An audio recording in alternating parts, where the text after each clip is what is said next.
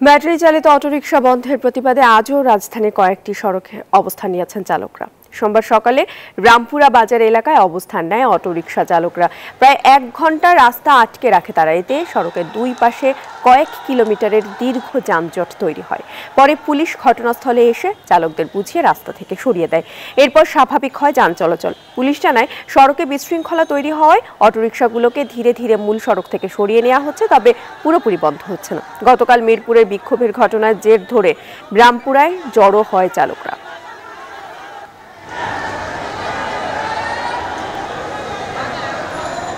Walton fridge কিনে অনেকের মতো আপনিও হয়ে যেতে পারেন মিলেনিয়াল। সেরা পণ্যের সেরা অফার। বিক্ষোভের বিষয়ে আরো খবর জানাতে আমাদের সাথে যুক্ত হচ্ছেন সহকর্মী মাহমুদুল হাসান। মাহমুদ, অটোরিকশা চালকদের যে বিক্ষোভ হচ্ছে সেই বিষয়ে সবশেষ কি তথ্য রয়েছে আপনার কাছে?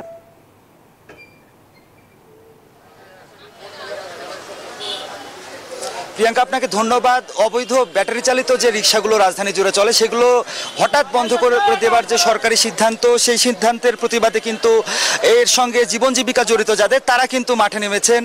এবং আমরা দেখেছি রাজধানীর বেশ কয়েকটি এলাকায় তারা যানবাহন চলাচল বন্ধ করে দিয়ে তারা বিক্ষোভ করেছেন। তারা বলছেন যে সরকারি যে সিদ্ধান্তটি নেওয়া হয়েছে সেটি আকস্মিক তাদের যে জীবন জীবিকার উপর সরাসরি প্রভাব ফেলেছে।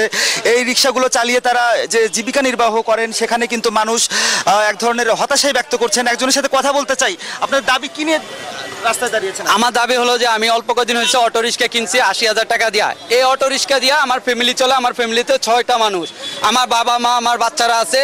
এদেরকে আমারে চালাইতে হয়, বৃদ্ধ বাবা মা। এই এখন হঠাৎ করে ওবায়দুল কাকায় বলেছে যে অটো রিক্সা উঠে দিবে। যদি অটো রিক্সা উঠে দেখ, আমাদের দাবি হলো যে অটো রিক্সা উঠে দিলে দেখ, আমার অটো রিক্সা কিনছি 80,000 টাকা, 80,000 টাকা দিবে এবং আমাদের একটা চাকরির ব্যবস্থা করে দিব, আমরা যেন চাকরি করে খাইতে পারি। কারণ আরেকজনের কাছ থেকে একটু জানতে চাই যে এই যে সিদ্ধান্তটা নিয়েছে, এর এখন যদি আপনাদের এখানে যান চলাচল বন্ধ হয়ে যায়, অন্য কোনো জীবিকার কথা চিন্তা ভাবনা করেছেন বা কি করবেন আপনারা? এটা সরকার যদি আমাদের কোনো একটা চাকরি ব্যবস্থা করে দেয় আমরা এতে সাধুবাদ। সরকার বন্ধ করবে, আমরাও বন্ধর একমত। তারা আমাদের যে ব্যাটারি অথবা যে মোটর যে ইনপুট করে আনছে সেগুলো বন্ধ করে দেখ, অথবা আমাদের এই মূল্য ক্ষতিপূরণ দিয়ে দেখ, আমরা বন্ধ। সরকার যদি চায় বন্ধ, আমরাও বন্ধ। কিন্তু শুনছিলেন কিন্তু যে মানুষের মনে যে বিক্ষোভ, তারা বলছেন যে এই অবস্থায় হঠাৎ করে বন্ধ করে দেবার কারণে তারা কিন্তু ভোগান্তিতে পড়েছেন। আমরা কিন্তু ধাওয়া পাল্টা ধাওয়ার ঘটনাও দেখেছি। আমরা এই মুহূর্তে রয়েছি রাজধানীর ডেমরা এলাকায়। এছাড়া রামপুরাতে, মোহাম্মদপুরে সহ বিভিন্ন জায়গায় কিন্তু এই ধরনের যে আন্দোলন তারা করছেন। তারা বলছেন যে কোনোভাবেই হঠাৎ করে এই যে বন্ধের সিদ্ধান্ত নেওয়া হয়েছে এটি তারা কোনোভাবেই মেনে নেবেন না।